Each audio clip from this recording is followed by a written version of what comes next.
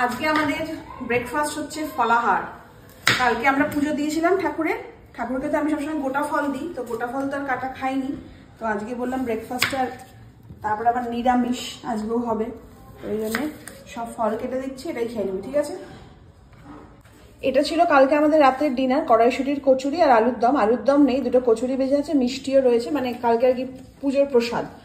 এই দেখো বেদানা কেটে দিয়েছি, কলা, আপেল, কি বলে এটাকে, শাকালু, শসা, নারকোলে কুল আর লেবু। নিন স্যার, ফলাহারটি করুন। ও সবার আগে উনি মানে সলিড ফুডে চলে গেছেন। সলিড ফুড এটা কি ধরনের খাওয়া? ফলও খাচ্ছি আবার তেলও খাচ্ছি। কি অদ্ভুত ধরনের মানুষ তুই, সত্যি বলছি, তোর মতন পৃথিবীতে মানুষ আমি একটাও দেখিনি।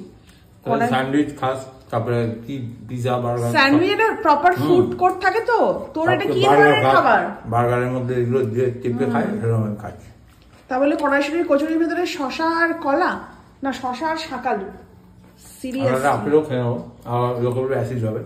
অ্যাসিড হবে না, এখানে আমার একটা মেশিন আছে, অ্যাসিড গেলে উড়িয়ে দেয়। অদ্ভুত।